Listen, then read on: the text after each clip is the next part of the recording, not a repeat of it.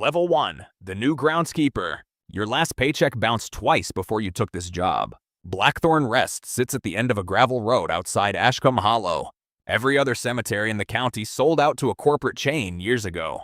Blackthorn Rest didn't.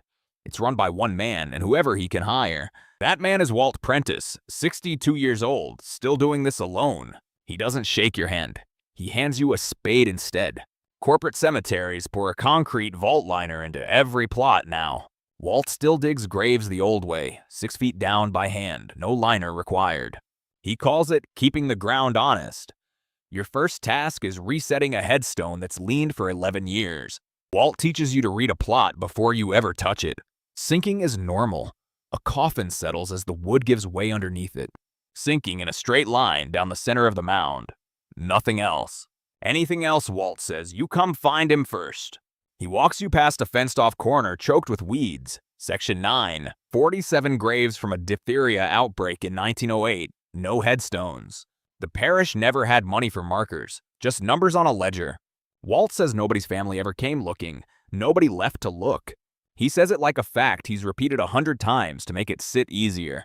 Your first week is mowing, resetting stones, hauling deadfall past the fence. By Friday, Walt trusts you enough to close the gate alone after dark. Your first solo closing shift starts at dusk on a Tuesday. Fog comes up off the low ground exactly the way Walt said it would. You're locking the tool shed when you hear it. A bell, faint, underground. You stop moving and tell yourself it's a loose gutter pipe. It isn't windy enough tonight for a gutter pipe. You tell yourself it's your own boots on gravel playing tricks on you. It rings a second time, closer to Section 9 than anywhere you're standing. You walk toward it anyway, flashlight first. The sound stops the instant your light crosses the fence line. You wait 11 straight minutes for it to start again. It doesn't. On your knees at the fence, you find a rusted wire poking out of the dirt. You pull. 6 more inches of corroded copper wire come up with it. Attached to the end, a corroded brass bell, small enough to fit in your palm. You don't sleep the rest of your shift. At sunrise, you set the bell on Walt's desk without a word. Level 2, the night watch. Walt stares at the bell for a long time before he says anything. Where exactly? He finally asks, and you point through the fence. He doesn't call it a gutter pipe. He doesn't call it nothing. He tells you Section 9 had a call wire system once for premature burial. Doctors misjudged death constantly during outbreaks. The wires were common insurance. He says every one of those wires was supposed to be cut during a 1962 renovation. All of them. He watched the paperwork get signed himself years before your time. He doesn't explain why one wire is still attached to a working bell. He just tells you, don't write this off as settling. Ever. Not this one. He calls that reflex, explaining away anything wrong as ordinary ground, grave blindness.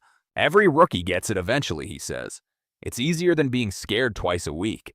He makes you promise you'll come to him first, no matter how it sounds. 2 mornings later, a woman is waiting at the gate before you open it. Her name is Dee Okafor, a records researcher, not a mourner. She's been pulling county files on a name that stops appearing after 1962. The name belongs to a laborer who worked Blackthorn Rest's last renovation crew. He was never seen again after that crew finished resurveying Section 9. Walt lets her into the parish archive. You go along to carry the boxes. The original 1908 burial ledger lists 48 names, not 47. One entry has a single line drawn straight through it. No explanation given.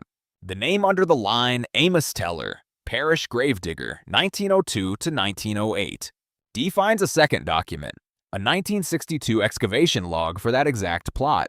The log says the crew found the grave empty and reburied it there, unlabeled. 2 weeks later, you're moved to nights permanently. Walt's call, not yours. You start walking Section 9 every closing shift, flashlight held low. One night, your lantern dies at the fence line for no reason you can find. You hear scraping, slow, coming from somewhere under plot marker 14.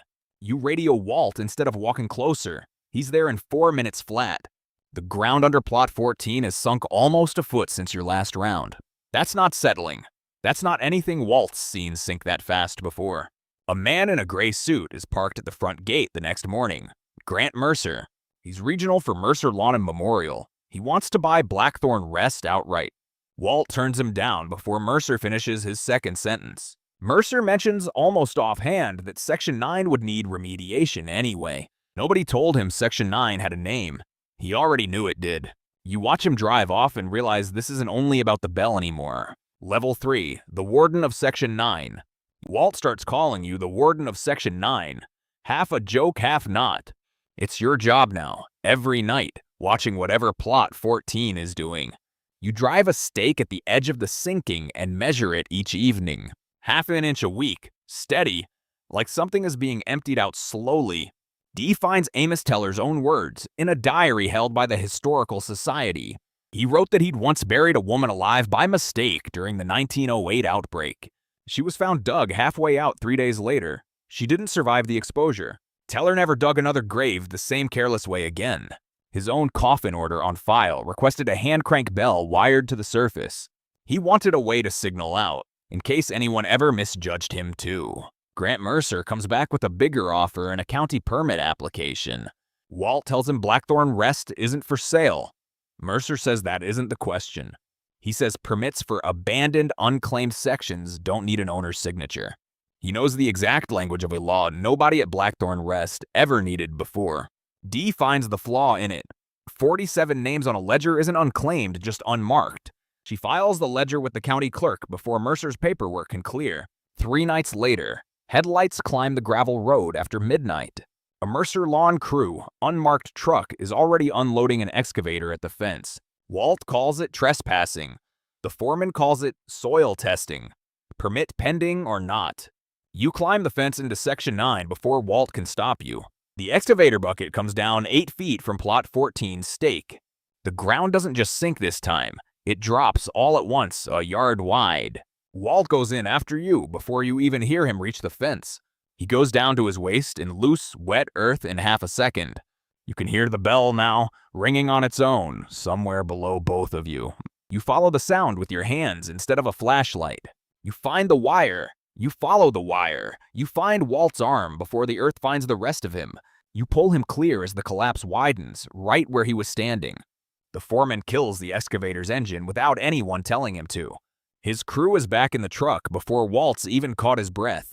By morning, the county clerk's office has Dee's ledger and a fresh collapse to explain. Mercer's permit gets frozen pending a historical review nobody can rush. Walt doesn't thank you out loud. He just hands you back the bell and doesn't take it again. Level 4, the legend. The historical review takes 4 months. Section 9 stays fenced the whole time. Dee's ledger becomes the official county record. 48 names, not 47. The county orders a proper survey of the plot that dropped, Plot 14. What they find is a single set of remains, undisturbed exactly where the ledger says. No mystery left to solve. Just a man buried a century without his name on anything. Amos Teller gets an actual headstone for the first time since 1908. The parish holds a short service. Walt attends in his one good jacket. You bring the bell. You don't ring it. You set it on the new stone and leave it there. That night, Section 9 is completely silent for the first time since you started. No scraping, no ringing, no half-inch of sinking to measure at Plot 14. Mercer Lawn and Memorial withdraws its offer the same week the review closes. Grant Mercer doesn't come back a 4th time. His firm sends someone else instead. Walt turns that offer down too. Before you even finish reading it out loud, spring comes. Walt's knees finally give him a reason to slow down. He hands you a ring of keys that don't fit anything you've used before. They're for the front office, head groundskeeper's keys. He's had them cut for you. Your first hire starts the following week. 19 years old, nervous, overdressed. He asks about the fenced-off corner with no headstones on his first walkthrough. You tell him the truth. 48 names now. All of them accounted for. That night he radios in. Sure, he heard something moving near the fence line. You don't tell him it's nothing. You don't tell him to ignore it either. You walk out with him and check it yourself, the way Walt once checked for you. It's a raccoon in the mulch pile. You both laugh about it on the walk back. You tell him grave blindness only gets people hurt when nobody checks. Checking costs you nothing, assuming does. Walt watches the two of you from the office window and doesn't come out. He doesn't need to anymore. Section 9 stays quiet through your entire first year running Blackthorn Rest alone.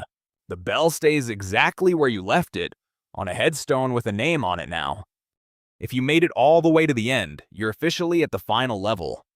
Subscribe for the next journey. Leave your ideas in the comments, and I'll see you in the next one.